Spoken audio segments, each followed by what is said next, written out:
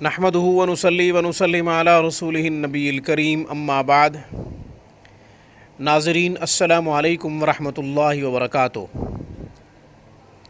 आज मैं बहुत ख़ास और अहम गुफ्तगू कर रहा हूँ कुरान और सुन्नत की रोशनी में जादू की असल हकीकत और उस पर कुछ गलत फहमी जो लोगों के जहनों में पैदा होती है उसका जवाब कुरान व हदीस से दे रहा हूँ। गुफ्तगू आखिर तक समाअत करें।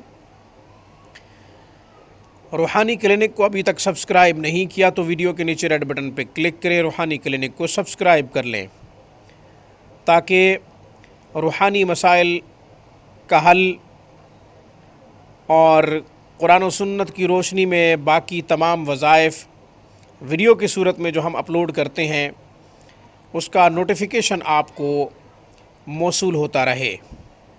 हमारी वीडियो को लाइक कीजिए, शेयर कीजिए, अपनी फैमिली और फ्रेंड्स के साथ इसे शेयर करना मत भूलें।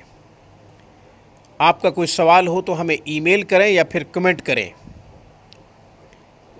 इस्तिखारा करवाना चाहते हो या फिर ऑनलाइन तजवीद कुरान करीम हदीस पढ़ना आपका मकसद हो या फिर अपने बच्चों को पढ़ाना चाहते हो तो आप किसी भी कोने से हमसे रब्ता कर सकते हैं। हमें ईमेल करें या फिर स्काइप आईडी पे कांटेक्ट करें या फिर हमें व्हाट्सएप नंबर पे कॉल करें।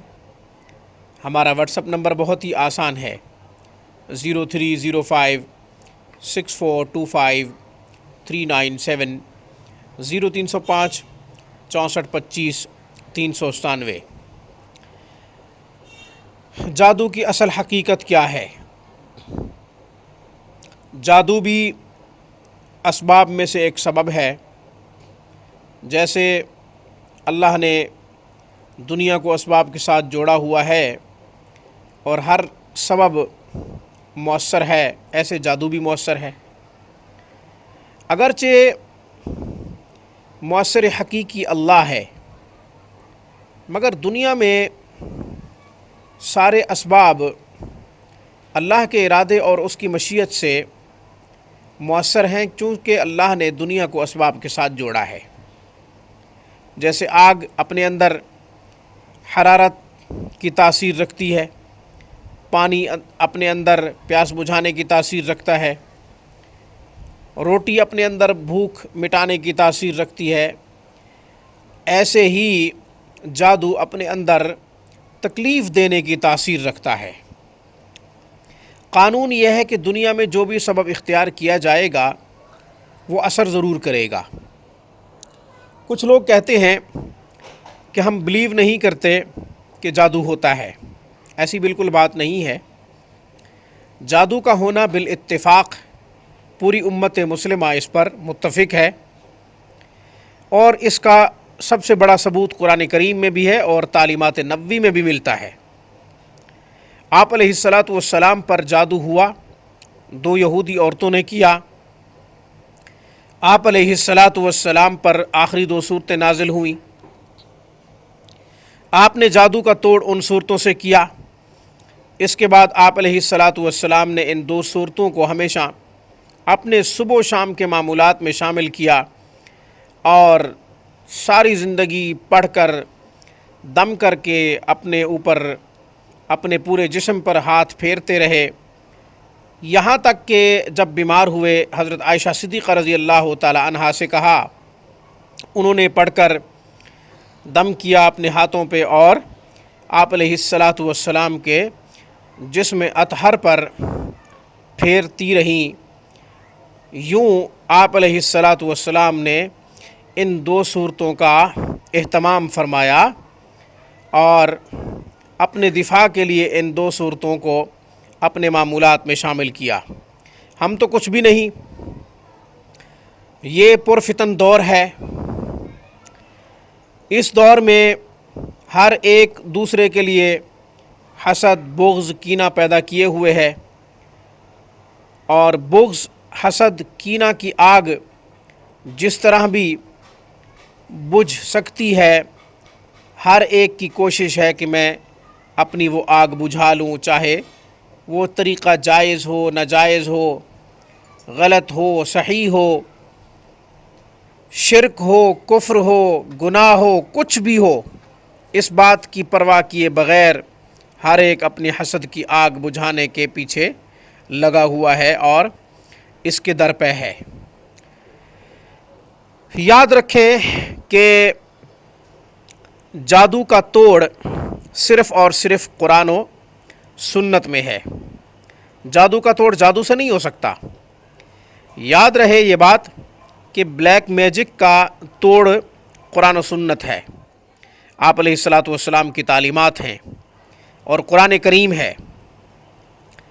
سب سے پہلی بات کہ اس کا توڑ سورۃ فاتحہ، آیت الکرسی، سورۃ اخلاص، سورۃ فلق، سورۃ ناس، آپ علیہ الصلاۃ والسلام نے ان 4 سورتوں کو اپنے صبح و شام کے معمولات میں شامل کیا، اور یہ سنت عمل بھی ہے۔ آپ بھی ان 4 سورتوں کو اپنے معمولات میں شامل کر لیں، انشاءاللہ جادو کا اثر جاتا رہے گا، جادو نہیں ہوگا۔ رہی یہ بات کہ جادو نہیں ہوتا، یہ بات غلط ہے۔ جادو ہوتا ہے، جادو ہوتا ہے، مگر پتہ کسی کسی کو چلتا ہے کہ اس پر جادو ہے یا نہیں ہے۔ جادو چیک کرنے کا پیمانہ کیا ہے؟ جادو چیک کرنے کا پیمانہ کیا ہے؟ کیسے پتہ چلے گا کہ اس کو جادو ہے؟ کس طرح پتہ چلے گا کہ اس پر جادو کے اثرات ہیں؟